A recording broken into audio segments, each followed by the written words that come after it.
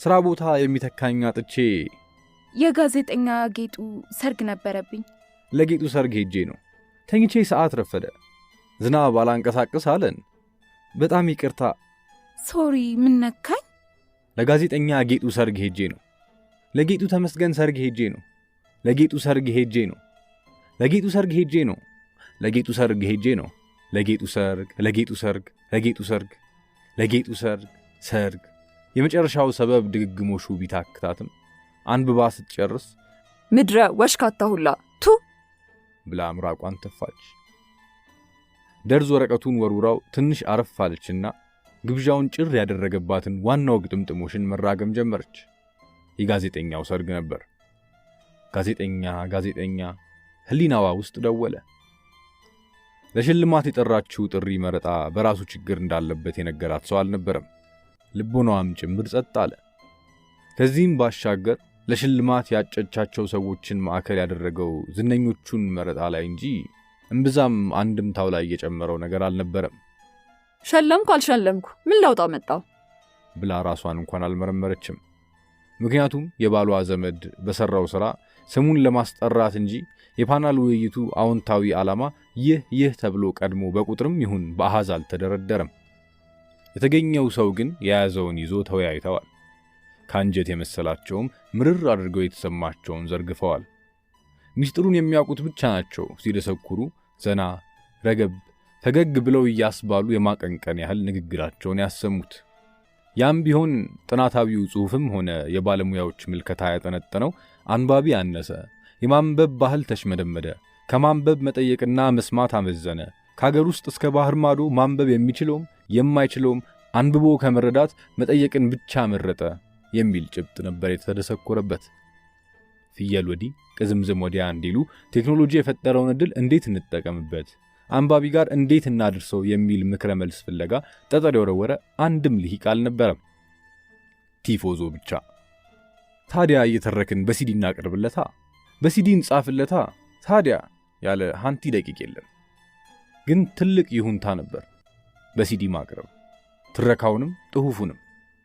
የተቀረጸውን ውሎ መልሳ መላልሳ እያጠነጠነች አንድ በአንድ ተመልክታ ስታበቃ ወዳጇ ጋዜጠኛ ጋር ስልክ ደወለች። ምንም የአርተው ስራ ሳይደረግበት በቲቪ በሬዲዮ በጋዜጣና በመጽሔት ጭምር እንዲዘገብ እንዲዳሰስ እንዲተላለፍ እፈልጋለሁ። ትዕዛዝ መሰል መልእክት ለቀቀች።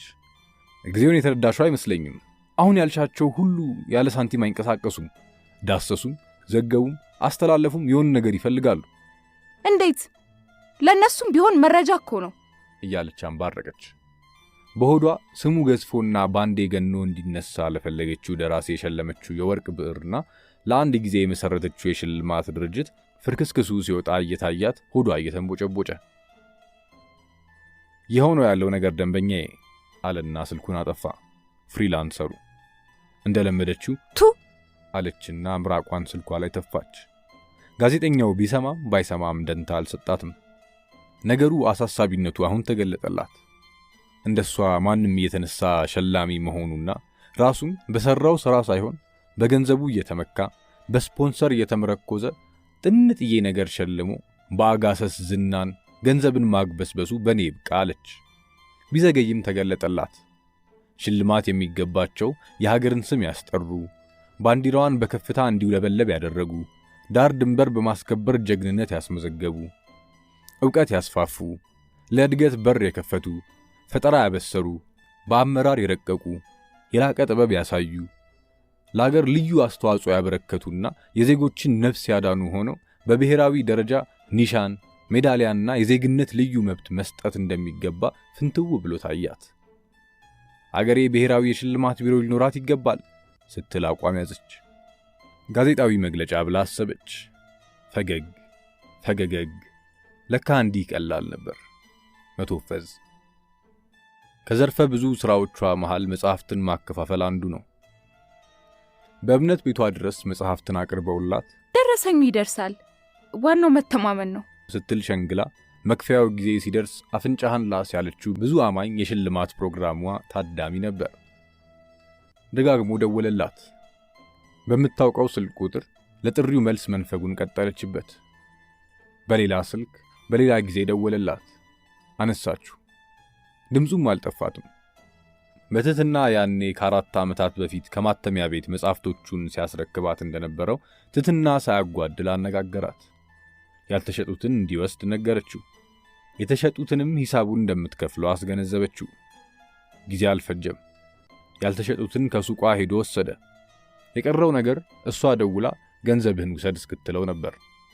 አልደወለችም። በትህትና ይህን ሁሉ አስታወሳት። እሽ ከማለት በቀር አማራጭ አልነበራትም። በቅርቡ ደውልልሃለሁ አለችና ስልኩን ዘጋችው። እንደማይለቃት ታውቃለች። የሚጽፋቸውን አንብባለች። ያስፈራሉ። ደግሞም እንደሚያደርገው እያሰበች ሰበብ ፍለጋ በሐሳብ ጭልጥ አለች። ይህ ተራኪ ነው።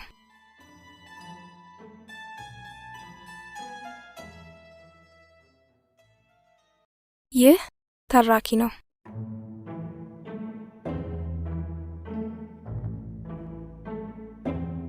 አስራ አንድ ወረፋ። በግብታዊነት ስሜት ወረፋ ስታይ መጨረሻ መሆኑን ጠየቀችና ተሰለፈች። ቃሊቲን መነሻዋ አድርጋ ለመኪና መለዋወጫ ዕቃ ለመግዛት ቄራ መሄድ ነው እቅዷ። ጎተራ መሳለጫን ተሻግራ እንደገና ወደ አጎና ሲኒማ ቆርጣ ታክሲ ለመሳፈር ዋናውን መንታ መንገድ ማቋረጥ አለባት።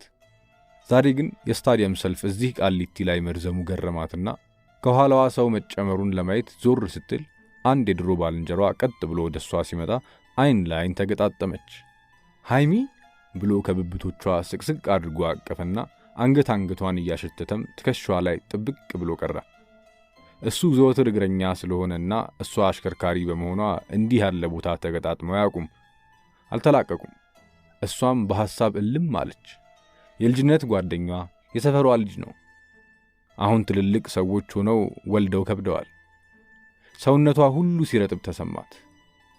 በሰፈረኛ የድብብቆች ፍቅራቸው እንዳሻት ላዩ ላይ የምትንፈላሰሰው እንደ ድንጋይ ወፍጮ መጅ በገላው የምትንከባለለው በፍቅር ሰበቃ የምትነደው ማን እንደሱ ይሆንላታል?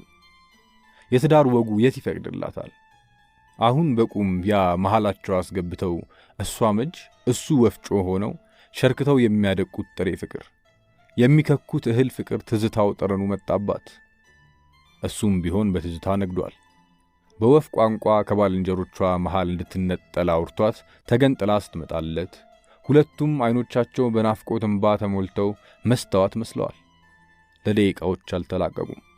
አካል ናፍቆቱን ገደቡን ሲያስታውስ ቦታውም አይፈቅድምና ተላቀው አይን ላይን እየተያዩ የድምፅ የለዛ ጥማቸውን ይወጡ ጀመር። ይነጋገራሉ፣ ይጠያየቃሉ፣ ያወጋሉ፣ ይሳሳቃሉ፣ ቸብ ይደራረጋሉ። ሰልፉ ከኋላቸው እየረዘመ ከፊታቸው ደግሞ እየሸሸ እየተከተሉት ተጠጉ። እሱ ከኋላዋ እየተከተለ ከኋላው እያስከተለ የሰልፍ ተራው እስኪደርስ እየቀበጣጠሩ ቆዩ። አይቀሬው ተራ ደረሰና የሷ ሆነ። ባለትኬቱ ትኬቱን ቆረጠና ስንት ኪሎ ሲል ጠየቃት። ሳቋን አፍና የምን ኪሎ አለችው። ስጋ ነዋ።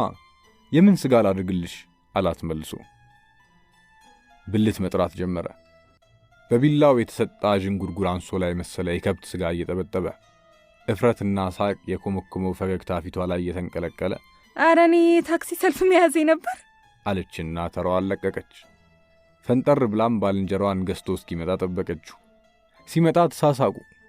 እንደኔ ለቤትሽ የምትልኪው ሰው አጥተሽ የመጣሽ መስሎኝ አላትና ደግሞ ተሳሳቁ።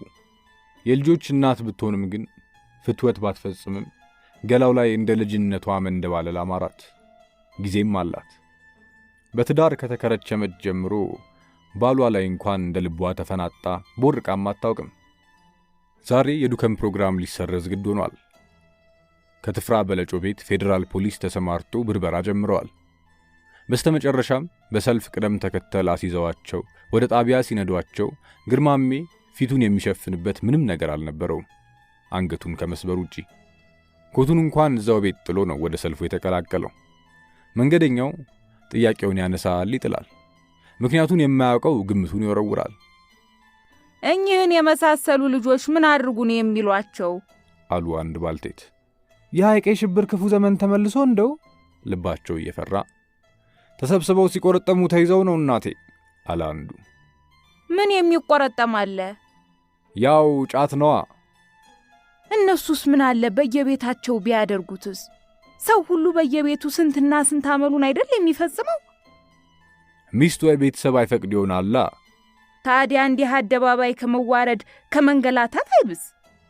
ደግሞ ጨዋታው መገባበዙ ምናምኑ ያጓጓል። ኤጭ ከሚስት የሚበልጥ ከቤተሰብ የሚበልጥ ምን አለና? ቢዝነስም ይጧጧፋል እኮ።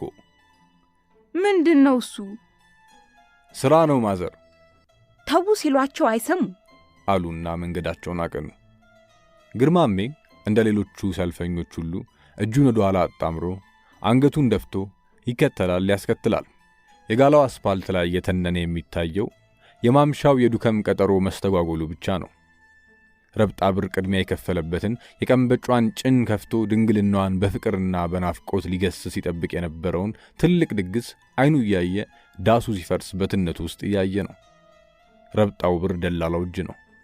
ልጅቱ ሆቴል ካልደረሰች እንዳትመጣ የሚያደርግበት የግንኙነት መረብ ተበጣጠሰ። ላፕቶፕ፣ ሞባይል፣ ስልኮች፣ ታብሌቶች ከሰልፈኞች እጅ በደንብ አስከባሪዎቹ ተነጥቀዋል። በተለያየ ዕድሜ ክልል ያሉ መቃሚያ ቤት ምሳ ሰዓታቸውን የሚያሳልፉ የሻይ ሰዓታቸውን እዚያ የሚዘፈዘፉ ሁሉ ተለቃቅመው በሰልፍ በጠራራ ፀሐይ ወደ ጣቢያ ተመሙ። ፀሐይዋ ምንም ርህራሄ የላትም። መላጣውን፣ ጎፈሬውን፣ ሸበቶውን ሁሉ አናታናቱን ትወጋለች። መንገደኛው ጉድ አለ። ወረፋቸው ደርሶ ቅሌታቸውን የሚከናነቡበት ተራ መሰለ። የሶሻሊዝም ጊዜ የተመለሰ መሰለ። የስኳር ወረፋ፣ የስጋ ወረፋ ተመልሶ መጣ። የታክሲ ወረፋ ሲባባስ ማንም ልብ ያለው አልነበረም። ሥራ ወጣ ገባ የሚሉቱ አዋቂዎችና ተማሪዎች ብቻ ነበሩ ተጋላጮች። አሁን እነ እማዬና አባዬ የመብራት የውሃ ክፍያ ለመክፈል በሌሊት ተነስተው ተራ መያዛቸው፣ ለጡረታ ክፍያ ቀድሞ መገኘት ግድ ሆኖ እንቅልፍ ሳይጠግቡ ወረፋ መጠበቅን ከቁብ ሳንቆጥርላቸው የነበረው አሁን ለስኳርና ለስጋ ድብድብ ቀረሽ ሰልፍ ባገሩ ተጀምሯል። ዘንድሮ ድረስ የሚያስረግጡት የሰሜን ኮሪያና የቻይና እንዲሁም የራሻ መጣሽ ሰልፍ በምርጫውም ሳይቀር በረከተ። ለሕክምና ሰልፍ፣ ለጉዞ ሰልፍ፣ ለባዛር ሰልፍ፣ ለዳቦ ወረፋ፣ አንዱን ለመቅደም ግፊያ ብቻ። አንዱ ለአንዱ ማሰብ ማስቀደም ቀርቶ ግፊያ። ምን አይነት ቴክኖሎጂ ይሁን ከዚህ ከወረፋ የሚገላግለን? በዚህ ምስቅልቅል የኑሮ ቱማታ እነ ጂሚ ሥራ ተፈጠረላቸው። ያውደለድሉ የነበረው በቀጥታም ሆነ በተዘዋዋሪ ወረፋ በመያዝ ወላጆቻቸውን፣ አሳዳጊዎቻቸውን፣ ጎረቤት ዘመዶቻቸውን በሥራ ማገዝ ጀመሩ። በደረጃ 4 እና 2 ተመርቀው አዲስ ሥራ ተፈጠረላቸው። ወደፊት ሰልፍ ሊይዙ ወረፋ ሊጀምሩ የሚፈቀድላቸው ምሩቃን ብቻ እንዲሆኑ መመሪያ መዘጋጀቱ አይቀርም። ወረፋ መታወቂያ ይዘጋጅላቸውና ወረፋ ይሆናል ይፋ። አትክልት ለመግዛት ኢትፍሩትም ሳይቀር ወረፋ። አሁን ከኔ ተሻለ የለም ያለው ጂሚ የወረፋውን ሥራ ትቶ ወረፋ የሚያስከትሉ የምርት ማከፋፈያና ማቅረብ እጥረቶችን ለማቃለል ሥራ ፈጠረ። የሥራ ዕቅዱን ነደፈ። በባለሙያዎች አዋጭነቱን አስጠና። ጀመረ ሸንኮራን በቤት ውስጥ ወደ ስኳርነት መቀየር፣ እንደ ሳሙናና የጅብ ጥላ ወይም መሽሩም በቤት ውስጥ ማምረት፣ አመራረቱን ማሰልጠን፣ ምርቱን ማከፋፈል ማስተማር ሞከረው። ብቻውን ሙሉ በሙሉ ማከናወን ባለመቻሉ ተጨማሪ ሰራተኛ አስፈለገው። አገዳውን ማድቀቂያ ሞተር መግዣ አቅም ጠፋ። አሰላሰለ። ድንቅ ሐሳብ ወረደለት። ጣር እረዳለው ሲል ቃል የገባው የአምላኩ ድምፅ ጎልቶ እንደተሰማው አረቀቀ። ክፍት የሥራ ቦታ ማስታወቂያ አሰራጨ። የአገር ድድ ብቻ አሮጊትና ሽማግሌ ለቃለ መጠይቅ ቤቱን በወረፋ አጨናነቁት። ጥርስ አልባነት ነበር ዋናው የሰራተኛ መመልመያ መስፈርቱ። አሁንም ወረፋ። ከነፋስ ስልክ የቴክኒክና ሙያ ኮሌጅ ደጃፍ ጀምሮ አውራ መንገዱ ተዘጋግቷል። ቀኑ ቅዳሜ በመሆኑ ብዙ መኪናዎች ከከተማ በተለያዩ አቅጣጫዎች አልፈው የጎተራ ማሳለጫውን ተንደርድረው ይወርዱና ኮሌጁ ጋር ሲደርሱ መንጃቸውን ያበርዳሉ። መንገዱ በመኪኖች ድርድር ስለተሞላ አማራጭ የላቸውምና ቀጥ ይላሉ። ከሥራ ወጥተው ወደ መኖሪያ ቤት ለመሄድ ሆዳቸውን የሞረሙራቸው ከአዱገነት በደብረ ዘይት መንገድ ለመውጣት የቸኮሉ በሥራም ሆነ በመዝናኛ ጉዳይ ብቻ በዚህ መስመር የገቡ መኪኖች አሽከርካሪዎቻቸውና ተሳፋሪዎቻቸው ተማረዋል። እንደነሱ ሁሉ ናደው የቀኝ አቅጣጫ ዳርቻውን ይዞ ከቆመ 47 ደቂቃዎች ሆኖታል። ከፊት ያለው እንቅፋት ምን እንደሆነ ማየት ባይችልም ሌሎች ከፊቱ ያሉ መኪኖች እንደታገሱ ታግሶ ቆየ። ሲጠጉ ቀስ ይልና ይከተላል፣ ሲቆሙ ይቆማል። አልቸኩልም፣ ግን በላይ ዘሎ አይሄድ ወይ መኪናውን ትቶ ከፊት ምን እንደተፈጠረ ለማረጋገጥ ጥሎ አይሄድ። አይታገሉትም ሆነበት።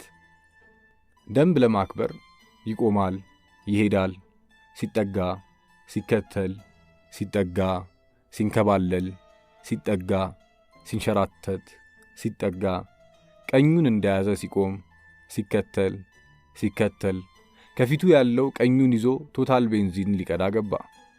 አንጀቱ እርር አለ። ቤንዚኑ አልጎደለም። ቀኙን መያዝ አልነበረበትም። ወረፋ መሆኑን አላስተዋልም። 1 ሰዓት ከ31 ደቂቃዎች መኪናዎች በዝግታ በግራው ጎኑ ውልብ ውልብ እልፍ እልፍ ሲሉ አልባነንም። ወረፋ ነበር። ግቢው ያማረ ነው። በሩ ዘወትር በማንኛውም ሰዓት አይዘጋም። ብርግድ እንዳለ ነው። ከበሩ በግራ በኩል ጀምሮ ያለው የግቢው ግድግዳ አጥር ብሎኬቱ አይታይም። በተለያዩ እጽዋቶችና እላያቸው ላይ በጥምጥም የተንጠላጠሉ ሐረጎች ተከልሏል። በመሃል ለተራ መጠበቂያ ታስበው የተተከሉ የሚመስሉ የሲሚንቶ መቀመጫዎች ተኮልኩለዋል። ጎን ለጎን ግንቡን ተከትለው ተደርድረዋል። እንግዶች በእነዚሁ መቀመጫዎች ተቀምጠው ተራቸውን ይጠባበቃሉ። ቀድሞ የገባው ተራ ደርሶት ሲነሳ ተከትሎ የገባው ተራውን ወደ ተለቀቀው መቀመጫ ሄዶ ይቀመጣል። ሌላውም እንዲሁ የተተካካ ይሸጋሸጋል። እያንዳንዱ መቀመጫ ከ2 ሰው በላይ ቦታ የለውም። ጥንድ ጥንድ ሆነው ተራ የሚጠባበቁት ተቃቅፈው ተጣብቀው ሲላቸው እየተሳሳሙ በፍቅር ችኮላ እየተንገበገቡ ይተሻሻሉ። በተደጋጋሚ በእጽዋቶቹ ክፍተቶች በጭላንጭል እያጮለቁ ይመለከታሉ። ልቦቻቸው ድም ድም ማለቱን ተራ አስከባሪዋ በቅጡ እያዳመጠች ነው። ከግቢው በር በስተቀኝ እንደ ሰንሰለት ተቀጣጥለው የተደረደሩ ትናንሽ ክፍሎች ሥራ በዝቶባቸዋል።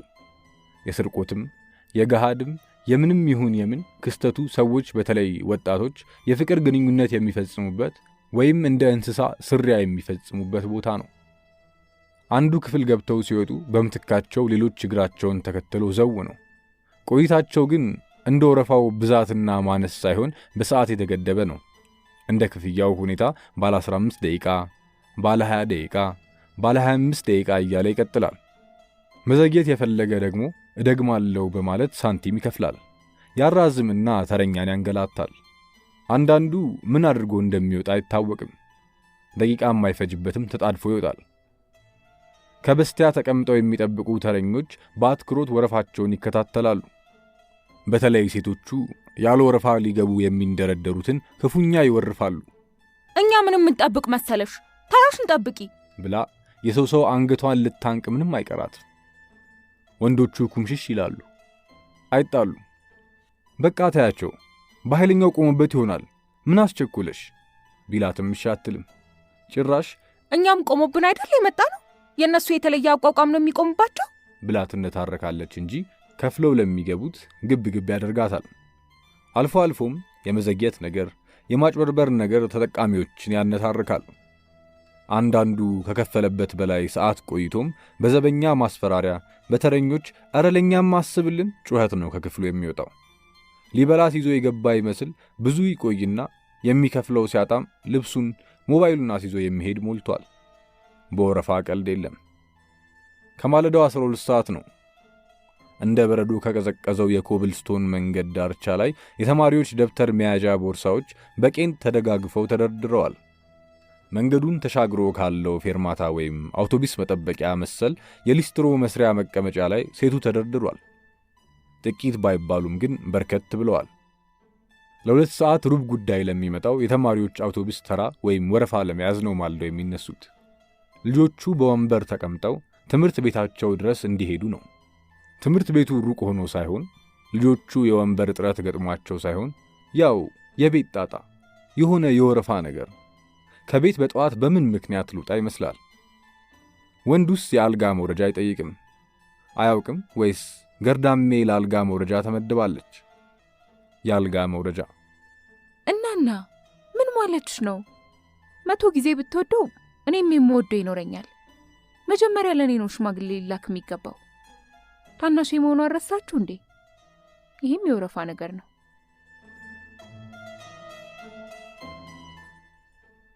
ይህ ተራኪ ነው።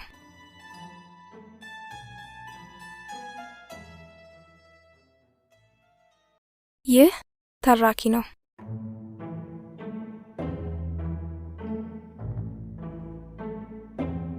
12 ፈታኝ።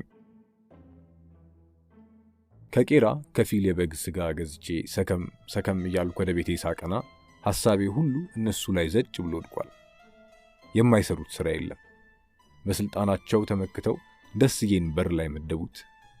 አንድ ወንበርና ጠረጴዛ ይዞ ዘወትር ከጸሎት መልስ ፖስታ ከምዕመናኑ እንዲቀበል አደረጉት። የመጀመሪያዎቹ 2 ቀናት ፖስታዎች ውስጥ ያሉ ስጦታዎችን ከታጨቁበት እያወጣ አንድም ሳያስቀር ያስረክብ ነበር። ማን ሹክ እንዳለው አይታወቅም። በአዲሱ ሳምንት ከፖስታዎቹ የታጨቁትን እኩል በኩል መካፈል ጀመረ። እያንዳንዱን ፖስታ እንዳመጣጡ ይከፍትና ውስጡ ያለውን እኩሌታ ለራሱ በኪሱ ገሚሱን እዛው ፖስታ ውስጥ እንዳለ ብሩን፣ ዶላሩን፣ ፓውንዱን፣ ዩሮውን፣ ሽልንጉን ለተረካቢ ያስተላልፋል። ደስዬ በሀብት ንብረት ክምችት ወደ ላይ ተተኮሰ። 1 ዓመት ሳይሰራ የቪላ ቤትና የመኪና ባለቤት። አንድ ለራስ አንድ ለነሱ። አከበራቸው፣ አከበሩት። እነሱ ምን ተስኗቸው? ሹፌርም የሚቀጥሩት ራሳቸው። የፈተና ቀን አንደኛው ኮፈን ያስከፍትና ይሄ ምንድነው? ይሄስ እያለ ይጠይቃል። ሁለተኛዋ መልሱን ካርቦራተር፣ ራዲያተር፣ ሞተር፣ ስታርተር፣ ባትሪ እየሰማች ነጥብ ትከትባለች። ሶስተኛው ግባ ከመኪና ውስጥ ይልና ያዛል። ወደ ኋላ ሂድ፣ ተመለስ፣ ወደ ግራ ታጠፍ፣ ፍሬን ያዝ እያለ ትዕዛዝ ይሰጣል። ልባቸው የፈቀደውን ይሄ ይለፍ በቃ ተባብለው ይቀጥራሉ። ሌላውን ያሽቀነጥራሉ። ፈታኞችን ወደ ማሰልጠኛ ተቋማት ለፈተና መላክ ሲገባቸው አስተዳደሮቹ ስራውን እዛው እፍን ያደርጉታል። አስተዳደሩ አንድ ዕለት በጠራረ ፀሐይ የዓመት ረፍት ላይ ነህ እንዴ ደስዬ ብሎ ጠየቀው። ደስዬም አይደለሁም ኮፍዬን አይተህ ነው አይደል አለና በዋዛ መለሰለት። ያክብሮቱንም ምሳሌ በሉ ተራ ይዘው ነበርና ተራውን ለቆለት ጣቱን ያጸዳ ዘንድ የጣት ውሃ ተራውን ለቀቀና አስቀደመው። የአስተዳደር ሰራተኛ ይቺን አይደል የሚፈልገው? አሁን ቆብ አናት ላይ ጣል ማድረግ ፀሐይቱ አናት ከምትበሳ አይሻልም? ነፋስ ቢከላከል ምን አለበት? ቅዝቃዜንም ቢሆን ምን አለ ቢሸፍንበት? ኃጢአቱስ ምኑ ላይ ነው? ታሞ ከሥራ ከመቅረት ሐኪም ቤት ከመመላለስ በባርኔጣ መላጣን ከሐሩር ጎፈን ከዝናብ ቢታደገውስ? ራስን መከላከል ማንን ገደለ? ለለቅሶም ባርኔጣ ይደፋል። ሰው ዕድሜው ሲገፋም ራስ ቅሉ ይሳሳና ቁሩን መቋቋም ይሳነዋል። ቅዝቃዜም ሊያስቸግረው ይችላል። ለአስተዳደር ሰዎች ትላልቅ ሕፃናት የሚል ስያሜ ነው ይመጠናቸዋል፣ ይገባቸዋል የምለው። አካላቸው ግድንግድ፣ ሹመታቸው ግብዳ፣ ትልቅ ግን ይሉኝታ ቢሶች ሕፃናት ናቸው። አያውቁም እንጂ ሲቸገሩ ግን ማንም አያድናቸውም። ቤታቸው ቢቃጠል ከውጭ ይቀረቀርባቸዋል፣ እዛው ታፈነው እንዲያልቁ። መኪናቸው ቢነድ በሮች ይጠረቀሙባቸዋል፣ እንዳይወጡ እዛው ቀልጠው እንዲቀሩ። ቢሮ ቢነድ እንኳን ይቆለፍባቸውና ያስለቀሱት ሰው ያከስላቸዋል፣ አይራራላቸውም። ሰው ሆኖ ከሰው የማይቆጥሩት ሰው ጋር አይጥና ድመት መሆን ሁልጊዜ አያዋጣም። ቢሮ አካባቢ እንጂ ደግሞ ወጣ ሲሉ ቦቅቧቃ ቦቄ ናቸው፣ ፈሪ ቡካቲያሞች።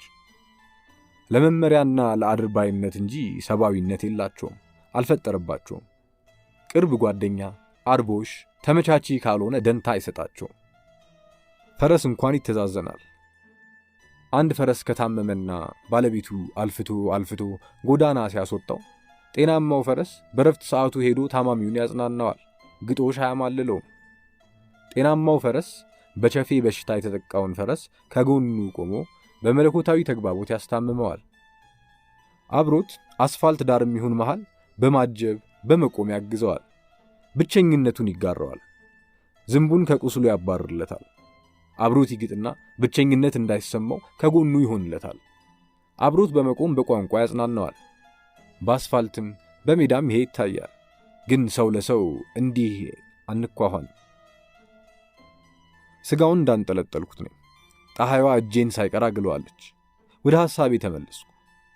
ቆራጩ ስጋውን በጋዜጣ እንደ እጅ ኳስ ጠቅልሎ ፌስታል ውስጥ የጨመረልኝ ሰዓት የሆነ ነገር ፌስታል ውስጥ አከታትሎ ጣል ሲያደርግ አይቼዋለሁ። ምንድነው ብዬ ስጠይቀው ለደንበኛ ብቻ የሚሰጥ ነው፣ ቤት ስትገባ ታየዋለህ ብሎኝ የነበረው ትዝ አለኝና ፍጥነቴን ጨምሬ ራመድ አልኩ። ለማየት ጓጉቻለሁ። ቤት እንደገባው ፌስታሉን ጠረጴዛ ላይ አስቀምጬ ከፈትኩ። ያው ኳስ አስመስሎ የጠቀለለው የበሬ ስጋና ትንሽዬ ብጣሽ የደረሰኝ ወረቀት ብቻ ነው ያገኘሁት። ሌላ ምን ሊጨምርልኝ ይችላል? ራሴን ጠየቅኩት። ልቤን ጥሩ አድርጎ አንጠልጥሎታል። ደስ የሚል አፕሪል ዘፉል። የፍቅር ቀን ልብ ጣል እንደሚያደርግልኝ ተስፋ ሰንቄ ፈገግ አልኩ። እንዲህ ለደቂቃዎች በሚፈጠሩ ግንኙነቶች ሰው ለሰው ዘና ፈገግ የሚያደርጉ ጨዋታዎችን ይፈጥራሉ። እንደ ፈታኞቹ ግን በየቀኑ በመንፈስም ቢሆን ለ8 ሰዓታት ያህል በአንድ ጣሪያ ስር እየተቆየ ለመጠላለፍ መጣደፍ ያስገርማል።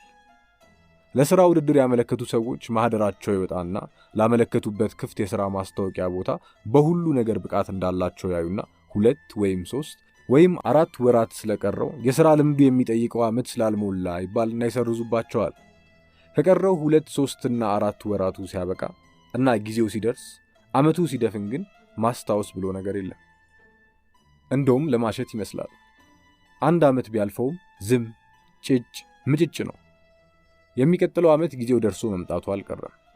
ባለፈው 2፣ 3፣ 4 ወራት ቀረ ብላችሁ ለኔም ሆነ ለሌላ ሰው ድሉ ሳይሰጥ ቀረ። አሁን ድረስ እንኳን ቦታው ክፍት ነው፣ በጀቱም አልተመለሰም።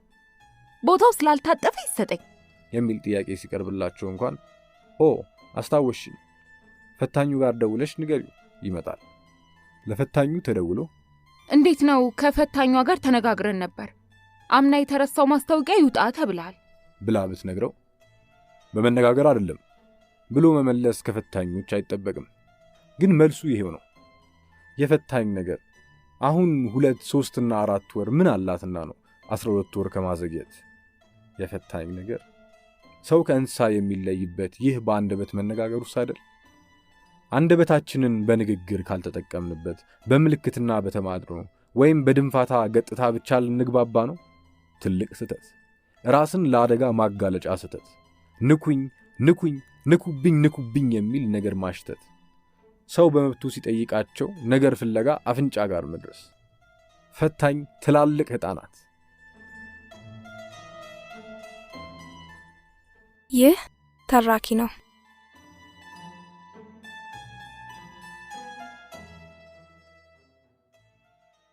ይህ ተራኪ ነው።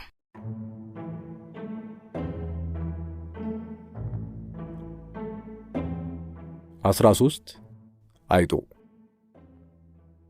ደራሲ አይኮርጅም። የራሱን ወጥ የሆነ ስራውን ስራ ብሎ ለማቅረብ ተፍ ተፍ ይላል። ለዚህም ደግሞ ከተነሳበት አካባቢ መጀመሩ ግድ ነው። ከሌላ ከየት ያመጣዋል? የእምነት ተቋማት አካባቢ ተጠግቶ ከሆነ እድገቱ የጽሑፍ መሰረቱ እዚያው ይሆናል። ውትድርና ግድ ከሆነም እንደዛው። ገበያ ዳር ከሆነ ስለ ገበያው፣ ቤተ መንግሥት ግቢ ከሆነ ስለ ሹም ሽረቱ፣ ብቻ የትም ይሁን የትም መነሻው ጸሐፊ ሲከትብ ከአካባቢው ይነሳል። ጎዳናም ከሆነ ከጎዳናው ሚስጥር፣ ሕክምና ዘርፍ ከሆነም ፈውሱ ላይ እንዳዋዋሉ ይነሳና ሳያውቀው በደሙ ከቀዩ ፈሳሽ የሕይወት መቆያ ውስጥ እንደ ነፋስ፣ እንደ ውሃ ወይም እንደ ጥጥር ነገር ተቀላቅሎ ሙቀት ፈጥሮ ጻፍ ጻፍ ይለዋል እንጂ በፍጹም አይኮርጅም። በዚህ ጎዳና ታዲያ መስዋዕት መከፈሉ አይቀሬ ነው። ከራሱ ቢነሳ ራሱን በማጋለጡ ገመናውን በማውጣቱ መንፈሳዊ ዋጋ ለማንነቱ ከፋይ ነው። የሕይወት ዓይን መግለጫው ከእድገተ ቤተሰቡ መሆኑ አይቀሬ ነውና የቤተሰቡን እውነት ክፋቱን ቀባብቶ ሐቁን የከተበው እንደሆነ ከቤተሰቡ ከአዝማድና ከጎረቤት የሚደርስበት ቁጣ፣ ዛቻና ክህደት የመስዋዕትነቱ ክፍያ ነው። ስለ ራሱ ሲከትብ ስተቱን አምኖ ድፍረቱን በርትቶ ለመግለጥ እንደሚሆን ሁሉ የቤተሰቡንም የመነሻውንም እንዲሁ ለማፍረጥና አንባቢ እንዲቆዝም ከማድረግ ያለፈ በቀል ማቀጣጠያ አይሆንም። የሚማር ሊማር፣ የሚፈራ ሊጠነቀቅ፣ የሚያስተምርም ሊያስተላልፍ እንጂ ፈቅ ሲልም መንደር፣ ሰፈሩ፣ ቀየው፣ አድባሩ ከተነካካ የከፋ ቢከፋው እንጂ መገለሉ ከሂስ አይዘልም። ይሄን ቆም ብሎ ማሰብ ይጠይቃል። ቤተሰብ እንዲህ ከተነቃነቀማ መንግሥት ስለ መንግሥትነቱ፣ ስለ ገመናው፣ ስለ እንክብካቤው፣ ስለ አዋዋሉና ግድፈቱ ይኸው ሲባልለት፣ ሲቸከቸክበት፣ ሲደቀደቅበት ምን ሊያደርግ ይሳነዋል ብሎ ማጤን ነው። አገር የተነካ እንደሆን፣ መንግሥት የተኮረኮረ እንደሆን የሚከፈለው መሥዋዕትነት ሲለካ ሕይወት ሙሉ ፍዳ፣ ስቃይ እና መኮብለል እስከ ነፍስ ድምጥማጥ ይገበራል። ዴሞክራሲ ከሌለ ባለመኮረጅ ግስጋሴ ድርሰት ሲጀመር አንስቶ ማብቂያው ድረስ ደራሲ በርግጥ አይኮርጅም። ፍቅር እስከ መቃብርን ከጎጃም አዲስ አበባ አዲስ ዓለማየሁ ሲያንሸራሽረው ይስማከ ወርቁ ዴርቶ ጋዳን ባህር ዳር ሐይቁ ውስጥ ነው እንደ ማዕድን አውጪ ሰርስሮ ጡዘቱን የደፈቀው። ውቤ ከረሜላን ከሐረር አስነስቶ ወደ ደቡብ በመጠምዘዝ ዲላ ላይ አጠንጥኖ ሞያሌ ሲያዘልቀው ይስማከ ከኤልያስ ተቀበለና በለመደው እጁ በክቡር ድንጋይ ውሻውን እያንጦለጦለ ከአዲስ አበባ አዋሳ እየጋለበ ነበር ደርሶ የተመለሰው። አሁንም ጉጉት በኤልያስ ከሐርቲሸክ የገታውን ትረካ ይስማከ እንደ ዱላ ቅብብል ተረክቦ ጎዴ ድረስ በኦጋዴን ድመቶች ወርዶ ሐሩሩን፣ ቁሩን፣ አቧራውን ከድፍድፍ ነዳጁ ጋር እያቦካ እያላቆጠ አዲስ አበባ ሸገር የመለሰው። እነ በዓሉ ግርማ እነ ስብሃት ገብረ እግዚአብሔርም ቢሆኑ ሲቀባበሉ እንጂ ሲኮራረጁ አልተስተዋለም። ብል ግን እንደ ደራሲ አይደለም። አገርን እንደ እንጨት ምስጥ ይበላዋል ቢባል ማን ያምናል? ምስጥ ቤት ያፈርሳል ይባል ነበር ድሮ። አሁንስ ዛሬስ ቤት በምስጥ ይፈርሳል? ዕድሜ ለአበሻ ሲሚንቶ፣ ዕድሜ ለሙገር ሲሚንቶ፣ ዕድሜ ለመሶቦ፣ ዕድሜ ለናሽናል፣ ዕድሜ ለአፍሪካዊው ዳንጎቴና ዓለም አቀፍ ፋብሪካዎች። ለእኛ ሚድሮክም ዕድሜ ይስጠውና ምስጥ አቅም አጣች። ቤት ማፍረስ ተሳናት። ግን ምን ዋጋ አለው? ዛሬ አገር የሚያፈርስ በሁለት እግሩ የሚራመድ የሰው ምስጥ የሆነ ሰው ተከስቷል። በድንጋይ የተሠራውን በብረት የፈረጠመውን ቤትና ሕንፃ ቷ አድርጎ የሚያፈራርስ ተባይ የሰው ምስጥ። እንደ ተባይቱ በመሬት ውስጡን እየገዘገዘ የሚጥል ሳይሆን ውስጡን መሬት ለመሬት ወይም ማዕዘን ለማዕዘንና ቋሚውን ወደ ላይ እየወጣ አግድም ማገሩን አነክቶ ግንድስ የሚያደርግ ሳይሆን ፊት ለፊት ዶሴ ሸክፎ በምድር ላይ በእግሮቹ የሚረማመድ የሰው ምስጥ ነው። ወራሪ ተምች። ያለመኮረጅ ግስጋሴው ያብሰከሰከው ምስጥ ወደ መሆን የተለወጠውን አገር ልታደግ ብሎ ቅንጣት ታህል ምናባዊ አስተዋጽኦ ለማበርከት እጅጉን ከልቡ በመነሳሳት ነበር። ስለ ሆዳም አልጠግባዮችን ሊከታተል አሰበ አፍለኛው ደራሲ። ዶሴውን ሲያገላብጥ ቅድሚያ ተራ የሰጠውን ማስታወሻ ከጅምሩ እስከ መጨረሻው ከጽሑፉ ግርጌ ረዥም መስመር እንደ መሮጫ መም ያሰመረበትን ወገን ማንበብ ጀመረ። እናጋልጥ እስቲ። ያለ ንግድ ፈቃድ ባዶ መሬት ቦታ እየገዙ በብዙ የገዘፈ ትርፍ የሚሸጡ፣ ቤት ገዝተው ዳግም ቤት ገዝተው አትርፈው የሚቸበችቡ፣ ከሚዝቁት ትርፍ ለመንግሥት የማይገብሩ፣ ለድሃ እጃቸውን የማይዘረጉ፣ ለበጎ አድራጎት ጆሮ የማይሰጡትን እንመርምራቸውና እናያቸው። ምንም ተጨማሪ እሴት ሳያክሉበት ድሃን መግቢያ በማሳጣት ፎቀቅ ለማድረግ ክፉኛ የታጠቁ። ይህንን ግብራቸውን ስለምን ብናስቆማቸው ይበጃል ብንል ምላሹ የቦታ እጦት መቃለሉን፣ ገቢም መመጣጠኑን፣ ወገን ለወገን መተያየቱን። ለቀማውን ከየት ልጀምር ቢባል ከባንኮች መዛግብት፣ ከመሬት ባንክ፣ ከደላሎች፣ ከመሬት ልማት፣ ከቦታ አስተዳደር፣ ከክፍለ ከተማና ከወረዳዎች። የሕግ አንቀጽ በፍትሐ ብሔር የሚያጎናጽፋቸው መብቶች ዳሰሳ የማድረግ የማሻሻል ጥረቶችንም ለማድረግ መነሻዎችን ማጥራት። የሰው ልጅ መሠረታዊ ፍላጎቶችን የማግኘት መብቱን እውን ለማድረግ መጠለያ እያለ ሲጮህ መንግሥት የስግብግቦችን ማግበስበስ የሚገታበት ቀይ መስመር እንዲያሰምር ችግሩን አጉልቶ ማሳየት የደራሲው ድርሻ ነው።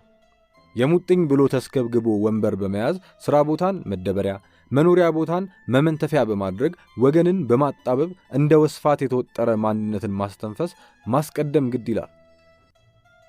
ለኑሮ መሠረታዊ ፍላጎቶች ማሟያ በቂ ገቢ እስካለ ድረስ ሌላውን እንዳያገኘው እምሽክ የማድረግ ግብርን ከሱም ታድጎ መኖሪያና ጎርሶ ማደሪያ ቦታ የተነጠቀውን የተፈጥሯዊ መብቱን በማስጠበቅ ማስመለስና በሰውነቱ ያጣውን እንዲያገኝ ማድረግ፣ የተያዘበትን ማስለቀቅ ደራሲው ሚናውን መጫወት ይገባዋል። ግን የአስተዳደግ ችግር እንደዚህ አልጠግባ ያደርጋል። ችግር ነው። ችግርነቱ ገንዘብ ለማግበስበስ መሮጡ ላይ ነው። አስተዳደግ በእርግጥ ወሳኝነት አለው። ገንዘብ ምንድነው የሚለውን ተረድተው የሚያድጉ ሰዎች ትርጉሙን ብዙ በማግበስበስ ሊጨብጡትና ሊገነዘቡት አይቻላቸውም። ተረት ተረቶች፣ ታሪክና ምሳሌዎች ዋጋቸው ላቅ ያለ መሆኑን ያለፉበት ትውልዶች ግብራቸው ያስተምረናል። ሰው በቂውን ለቤተሰቡም ለራሱም ሳያንሰው ካገኘ በቃኝን አለማሰብ ጥልቀት ካለው በሽታ አይተናነስም። የለበሰን ይበርደዋል፣ የበላን ያብላለዋል። ደራሲው ልክ እንደ ምቀኛ ስለ አገሩ ጉዳይ ተንገበገበ። አገሩ ወገኑ ነው። መሰረታዊና ተፈጥሯዊ ፍላጎቱን የተነጠቀው ወዳጁ ነው። ደሙ፣ ስጋው፣ አጥንቱ፣ ክፋዩ ነው። መንግስት እግር ስር የሙዝ ልጣጭ ወርውሮ ለማፍረጥ መቀስቀስ፣ ያደረገ ያላደረገውን ዘክዝኮ ማሳጠቱን ለተሰጠው ተወና ለትውልድ ለተተኪው ተምሮና ሰልጥኖ ቦታ ላጣው ኑሮበት መጠለያ ለተነፈገው ዜጋ የጥሞና መንቆርቆሩን ገፋበት። ኑርበት ብሎ ፈጣሪ የዘረጋለትን መሬት በአጥር ተከልሎበት የተሞጨለፈው የተገፋውን ሕዝበኔ ተቆጨለት። የቢሮ ሥራ፣ የንግድ ሥራ ከሁለት አቅጣጫ የሚሰግርለት ባለ አንድ ጎጆ እንኳን እዚህ ንጥቂያ ውስጥ ተዘፍቆ ከበቂ በላይ ጎጆ መቀለሻ ቀላድ በእጁ አድርጎ ወገኑን ዓይንህን ላፈር፣ ዝናብ ደበደበህ፣ አውሬ በላህ፣ ብርድ አቆራመደህ፣ ሌባ ገፈፈህ፣ ኪራይ ዘረፈህ፣ ምን ተዳዬ እያለው ሲመነታትፈው ያሁኑ መንግሥት የጥንት የጃንሆይ ፍትሐ ብሔር ሕግ የመኖሪያ ቤት ደግሞ ደጋግሞ የመስራት የመያዝ ሕግን ሊፈትሽ ሊከልሰው ይገባል። እሱም ራሱ ገፋፊ ገፍታሪ ከሆነ ችግር ነው። እንደወረደ ከፈረንጅ አገር የተቀዳው ሕግ ሊፈተሽ ይገባዋል። ዜጋ እንደ ጅብ እንደ ውሻ ደጅ መጣሉ ይብቃ። ጎዳና ማለት ነው ኪራይ ከተወደደ። ጎዳና ማለት ነው ከፍሎ ከተሸማቀቀ። እንዴት ነው ጎበዝ? ማልማት አንድ ነገር ነው፣ አገርን ይበጃል። መሻማት ለኔ ብቻ ማለት ግን የከንቱነቱን ያለማስተዋል በራሱ ከንቱነት ነው። አዲስ ዓለማየሁ በፍቅር እስከ መቃብር የፊት አውራሪ መሸሻን ገመና አደባባይ ሲያወጣው ፊት አውራሪው ሲበግኑና የቻሉትን ሁሉ እርምጃ ሲወስዱ አይተናል። ውቤ ከረሜላ ቁጥር 3 እርካታ ላይ በውቤ ላይ አሜሪካን አገር የተሰሩ ግፎችን ፀሐይ ሲያሞቀው የቤተሰብ ቁጣውን በምናብ ተመልክተነዋል። ያጨብጫቢዎችንም ወጀብ ልብ ብለናል። ማህበረሰብም መንግስትም እንዲሁ ሰውነት አላቸውና ደግደጉን ሲነግሩላቸው እንጂ ግድፈታቸውን ጉድፋቸውንና እድፋቸውን ሲከትቡባቸው አይወዱም። በትራቸውም ጠብደል ያለ ይሆናል። በእርግጥ ሰይጣን ማለት ትርጉሙ ተቃዋሚ ማለት ነው። ዲያብሎስም ፍቺው ስም አጥፊ ነው። ተቃዋሚ መሆን ሰይጣንነት ከሆነ ለምን የተሻለ ሥራ ለመስራት ዲሞክራሲን አንመርጥም? በካርድ መወሰን ስም ከማጥፋት ተቆጥቦ ተደራዳሪ ብንሆንስ ይላል ደራሲ እንጂ ከማንም አይኮርጅም። ትላልቅ ሕፃናት ባይሆን ይመኛል። እውነቷን አይሸሽግም። መቼም ዳኞች የሥራችን ተዳከመ አቤቱታ ሲያቀርቡ ወይም በየጸሎት ቤቱ እያጸለዩ ተከሳሾች ይበርክቱልን፣ እንደ አሸን ይፍሉልን